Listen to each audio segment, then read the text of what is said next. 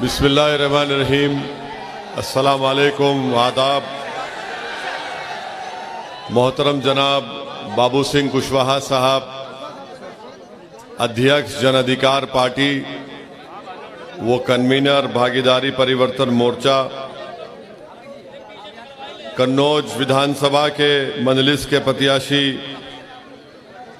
मेरे दोस्त जनाब डॉक्टर सुनील दिवाकर साहब, जनाब शौकत अली साहब अध्यक्ष उत्तर प्रदेश मजलिस इत्तेहादुल मुस्लिमीन, मंच पर मौजूद जन अधिकार पार्टी के तमाम जिम्मेदारान, वो मेरे तमाम मजलिसी रुफ़क़ा, मुअज़्ज़िज़ हाज़रीन कराम, मेरी इज़्ज़तदार माँ और बहनों, मेरे गयूर नौजवान साथियों, आपका बेहद शुक्रिया कि आपने अपना कीमती वक्त निकालकर आज के इस मजलिस इत्तेहादुल मुस्लिमीन की जनसभा में आप शिरकत किए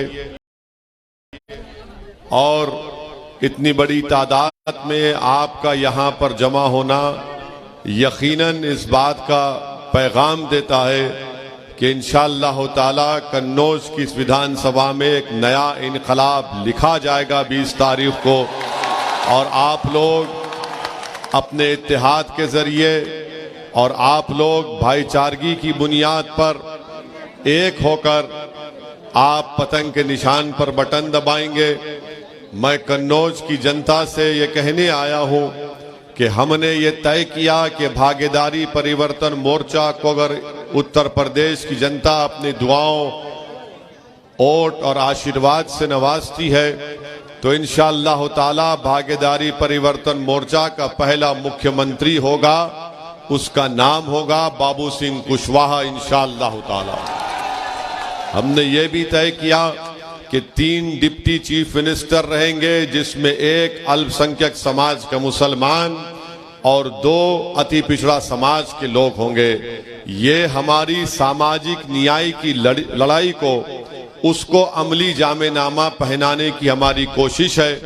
तो मेरी आप तमाम से ये गुजारिश है कि आप 20 तारीख के दिन जब मतदान करने निकलेंगे तो जहां पर आपको भागीदारी परिवर्तन मोर्चा के प्रत्याशी का निशान नजर आएगा और जहां पर आपको मजलिस के प्रत्याशी उम्मीदवार का निशान पतंग नजर आएगा, आप वहां पर बटन दबाकर अपने इत्तेहाद की लड़ाई और अपने हिस्सेदारी की लड़ाई में आप अपना हिस्सा अदा करिए। मजलिस इत्तेहादुल मुस्लिमीन अगर उत्तर प्रदेश को आई है और ओवैसी आपके दरमियान में आया है, तो मैं यहाँ पर सियासत या राजनीति के जरिए तिजारत या दौलत कमाने के लिए नहीं आया हूँ। मैं अगर यहाँ पर आया हूँ तो अल्लाह के फजलो करम से आया हूँ। मैं यहाँ पर आता रहूँगा तो अहले दिल की दुआओं की वजह से आता रहूँगा, और मेरे आने का मकसद यही है और यही रहेगा कि आपको नेता बनाया जाए, आपको अपना हिस्सा मिले। सामाजिक न्याय और हिस्सेदारी की जब बात ओवैसी और बाबू सिंह कुशवाहा करते हैं तो हमारा मानना यह है कि राजनीति में भी हमको अपना हिस्सा मिलना चाहिए, शिक्षा में भी मिलना चाहिए, नौकरियों में भी मिलना चाहिए और ठेकेदारी में भी मिलना चाहिए। मगर बीजेपी और सपा के लोग अल्पसंख्यक समाज और अति पिछड़ा समाज उनको हिस्सेदारी नहीं देना चाहते। वो ये चाहते हैं कि अल्पसंख्यक समाज के लोग समाजवादी पार्टी के लिए दरी बिछाएं, अपने पीठ पर लाठियां खाएं और अखिलेश यादव मलाई खाएं। ये अब नहीं होने वाला है।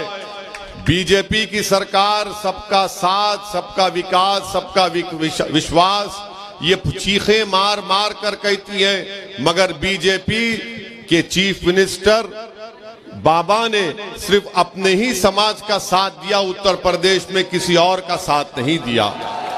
वैसे ही जब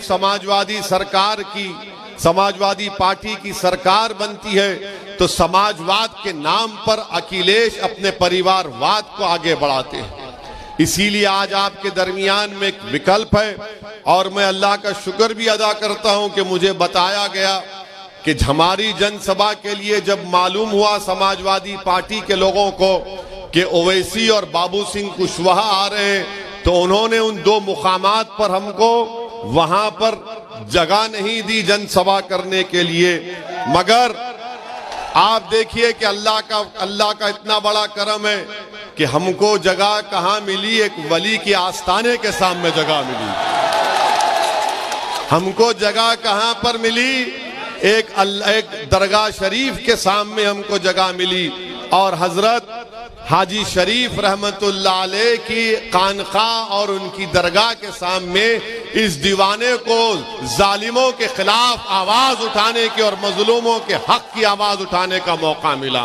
तो मैं समाजवादी पार्टी के कमजोरों का शुक्रिया अदा करता हूं। इससे मुबारक जगह मुझे नहीं मिल सकती थी कन्नौज में। अब मैं जब अल्लाह से दुआ करूंगा तो अल्लाह को अपने नबी का भी वास्ता दूंगा और इस वली का भी वास्ता देकर दुआ करूंगा। तो मेरे अजीज दोस्तों और बुजुर्गों, ये हमारी पहली कामयाबी आपको हमको मिल चुकी है कि कन्नौज में आए हैं तो यहाँ पर दरगाह शरीफ में हाजी शरीफ के आस्थाने के सामने ये गुनाहगार खड़े होकर आपकी बात करने का मौका मिल रहा है। तीसरी बात यह है कि बीजेपी को इंशाअल्लाह ताला योगी और मोदी को अगर कोई हराएगा उत्तर प्रदेश में तो उसका नाम अखिलेश नहीं होगा, उसका नाम बाबू सिंह कुशवाहा होगा, बाबू सिंह कुशवाहा होगा। और मैं कन्नौज की विधानसभा के तमाम जिम्मेदारों से, यहाँ की माँ और बहनों से, यहाँ के बुजुर्गों से, यहाँ के नौजवानों से, यहाँ के गरीबों से, यहाँ के अति पिछड़ा समाज के जिम्मेदारों से अपील कर रहा हूँ कि ओवैसी और बाबू सिंह कुशवाहा एक जगह खड़े हो गए हैं, अपने दिलों को मिला चुके हैं। अब आपको भी 20 तारीख को ओवैसी और कुशवाहा को कामयाब करना है ताकि उत्तर प्रदेश में सामाजिक न्याय की लड़ाई को हम लोग आगे लेकर जाएं और आपको अपना हिस्सा दिलाएं। आपको भागीदारी में परिवर्तन मोर्चा को कामयाब करने के लिए ओवैसी और कुशवाहा जमा हो चुके हैं। एक मंच पर खड़े होकर मैं आपसे अपील कर रहा हूं कि आप मतदान में मेरे भाई डॉक्टर सुनील दिवाकर को अपने वोट से कामयाब करिए। यहां से जब डॉक्टर सुनील दिवाकर की कामयाबी होगी तो सही मानों में सेकुलरिज्म की कामयाबी होगी। बीजेपी और समाजवादी में कोई फर्क बाकी नहीं रहा। अखिलेश और बाबा एक सिक्के के दो रुख हैं, इनमें दोनों में कोई फर्क नहीं है। अगर आप बाबा से पूछेंगे तो बाबा बोलेंगे ओवैसी उत्तर प्रदेश में तालिबानी मानसिकता को आगे बढ़ा रहा है। अगर आप अखिलेश से पूछेंगे कि बताओ जो मुस्लिम खवातीन अपनी पसंद से अगर हिजाब और निकाब पहनती हैं तो अखिलेश बोलेंगे सुनाई नहीं दे रहा है। देखा आपने वीडियो को वो अखिलेश का। अब कब तक इतर लगाएंगे अखिलेश को? मुझे लगाओ इतर, मैं तुम्हारी खुशबू को पूरे उत्तर प्रदेश और पूरे देश में लेकर जाऊंगा। अब इतर लगाना छोड़िए, अब इतर मत लगाइए समाजवादियों को। इनको आपके इतर की अहमियत नहीं मालूम, ना इनको खुशबू मालूम। ये सिर्फ गंदगी को फैलाना चाहते हैं, नफरत को फैलाना चाहते हैं। तो इसीलिए आपसे अपील करने आया हूं कि मुत्तहिद हो जाइए। ओवैसी और कुशवाहा पूरे उत्तर प्रदेश में एक होकर खड़े हो गए तो अखिलेश और बाबा की नींद हराम हो चुकी है। ये देख रहे हैं ये कौन है कि ओवैसी और कुशवाहा एक जगह खड़े हो चुके हैं। तो इनको समझ में नहीं आ रहा कि कैसे इनको रोका जाए। मगर याद रखो इंशाअल्लाह ताला अब हम रुकने वाले नहीं हैं। अब हम आगे बढ़ते जाएंगे और समाजवादी पार्टी के लोग हमारे जाने के बाद जैसा शैतान दिमाग में आके खुश करता है ना, वैसा बोलेंगे। देखो ओवैसी का भाषण तो जज्बाती होता है, कहीं तुमको जज्बात में बहा कर लेकर चला गया तो बीजेपी को फायदा हो जाएगा, कहते हैं ना। अब हम समाजवादी पार्टी का जवाब आपको इस तरह देना है कि मोहतरम अखिलेश यादव की पत्नी 2019 का चुनाव कैसे हारी? हम तो नहीं थे। क्या हम चुनाव लड़े थे? क्या तुमने बीजेपी को वोट दिया?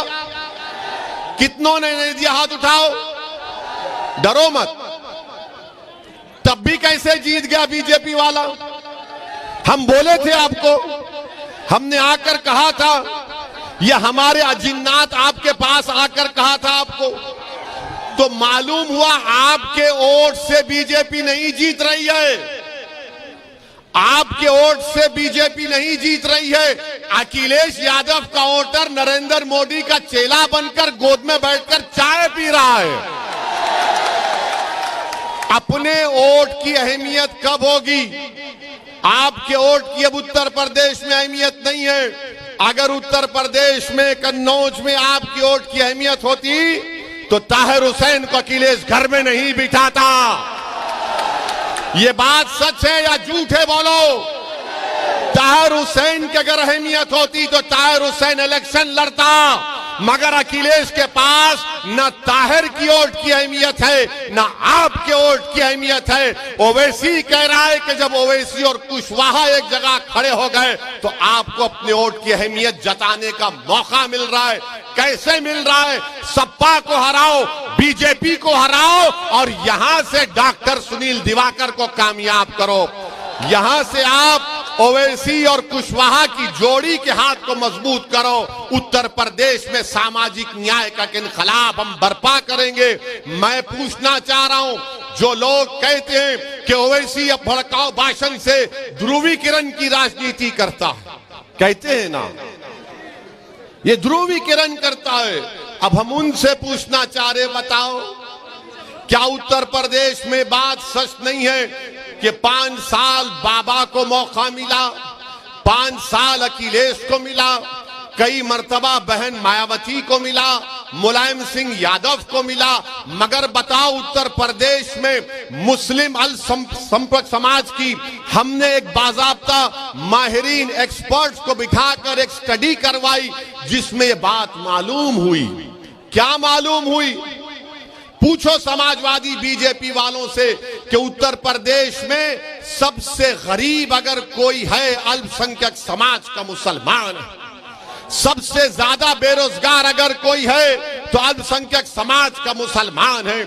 सबसे कम 2 एकड़ जमीन किसी के पास है तो अल्पसंख्यक समाज का मुसलमान है। सबसे ज्यादा बच्चियां और बच्चे स्कूल के बाहर हैं तो मुसलमान समाज के। सबसे कम कोई ग्रेजुएट है तो मुसलमान सिर्फ 3% है। उसके बावजूद भी समाजवादी समाजवाद की बात करती है, बीजेपी सबका साथ सबका विकास की बात करती है। अरे बताओ, जब हमारे बच्चों को स्कूल नहीं है, हमारे बेटों को ग्रेजुएशन का मौका नहीं है, गरीबी में ज्यादा, बेरोजगारी में ज्यादा, तो कौन से समाजवाद और सबका साथ सबका विकास की बात बीजेपी और सपा करती है? मैं थालियां मारने के लिए नहीं कह रहा हूं, सोचने के लिए कह रहा हूं, ताकि जब आप इस जनसभा से उठकर जाएं तो इस दीवाने की बात का थोड़ा सोचो, फिक्र करो, अपने दिलों पर जोर डालो। याद रखो, भारत की राजनीति में गरीबों को, मजलूमों को, पिछड़ों को भीख मांगने से हक नहीं मिलता, लड़ने से मिलता है। और ओवैसी लड़ने के लिए तुम्हारे दरमियान में खड़ा है। क्या तुम मेरा साथ दोगे? क्या आप अपना साथ दोगे?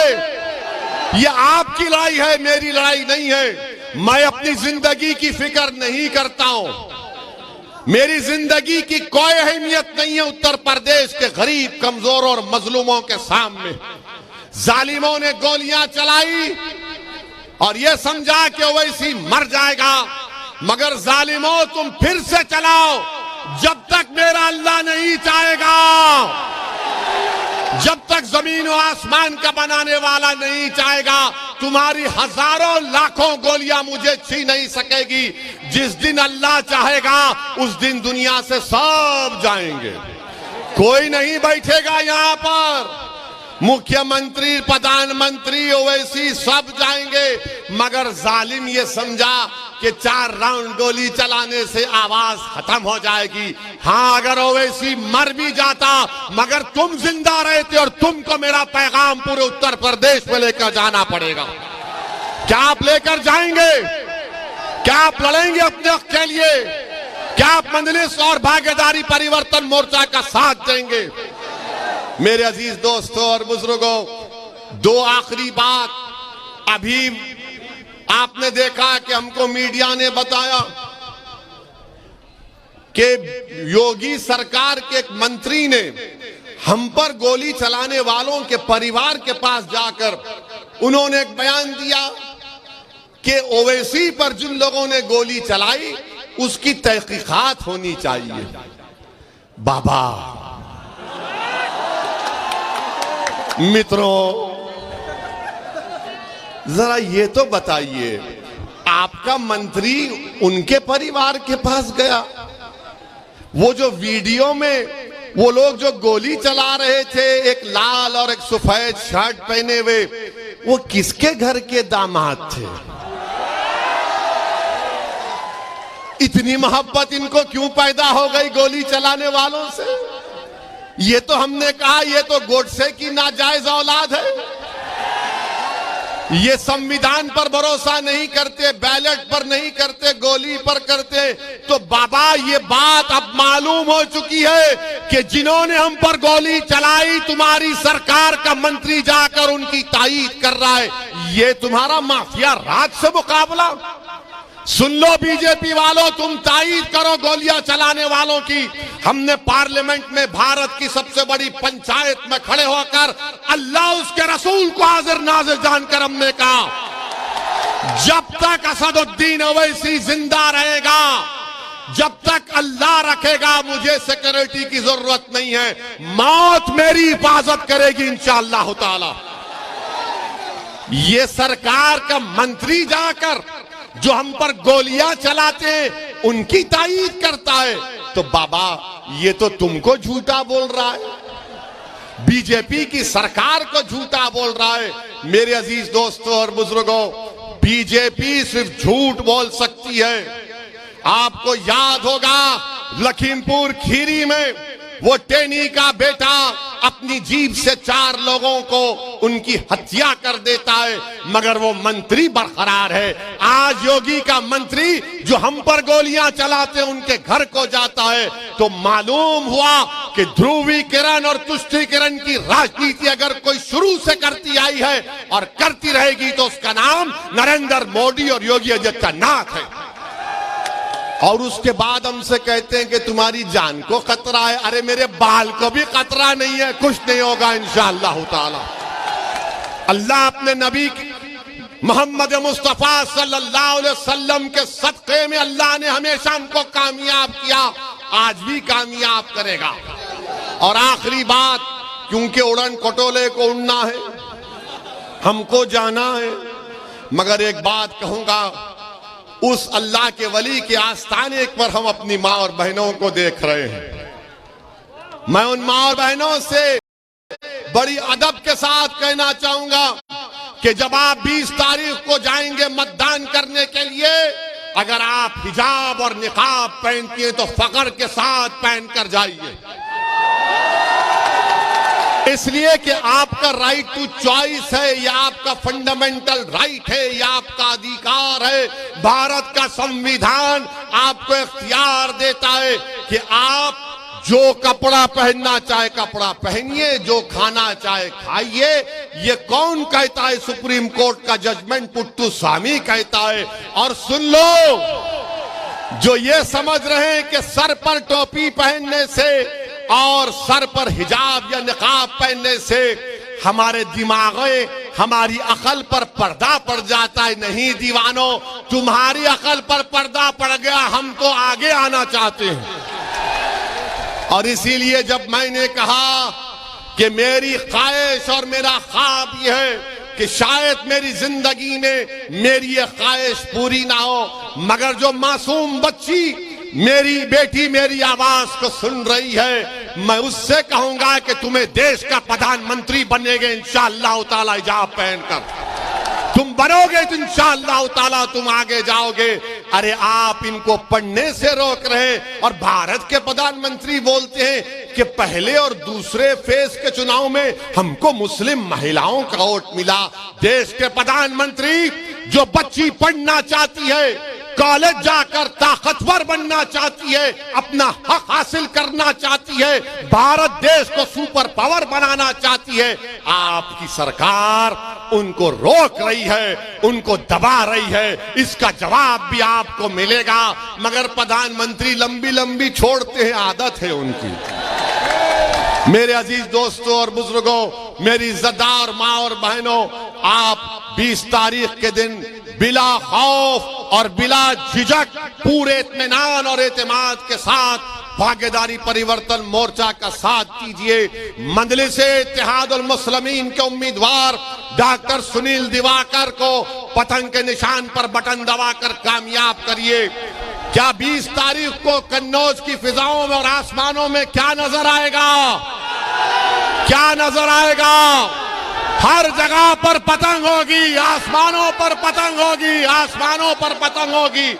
और आप हमारे लिए भी दुआ करिए कि अल्लाह हमको जब तक जिंदा रखे, अल्लाह हमको एक बहादुर के तौर पर जिंदा रखे, अल्लाह हमको कभी मौत का डर हमारे दिलो दिमाग में, हमारी नस्लों में पैदा ना हो। बल्कि मैं तो सलाम करता हूं आपको कि आप ही की दुआएं थी, हमारी माँ और बहनों की दुआएं थी, अहले दिल की दुआएं थी कि अल्लाह ने हम पर करम किया। पहली मर्तबा आया हूं, आखिरी मर्तबा नहीं आऊंगा, बार बार आता रहूंगा। क्या आप अपने घर में मुझे बिठाकर जगह देंगे? क्या आप मुझे अपने घर में बिठाकर आप मुझे अपने बेटे के तौर पर, अपने भाई के तौर पर मुझसे मोहब्बत करेंगे? मैं उत्तर प्रदेश को आया हूं तो तुम्हारे दिल में जगह पाने के लिए, और कोई मेरा मकसद नहीं है। और अल्लाह मेरी इस नीयत को जानता है। अल्लाह आपको सलामत रखे। बहुत बहुत शुक्रिया। 20 तारीख को मेरे भाई डॉक्टर सुनील को कामयाब करिए और एक अपनी हिस्सेदारी की लड़ाई में सदा करिए। अस्सलाम वालेकुम व रहमतुल्लाहि व बरकातुहू। देखो देखो कौन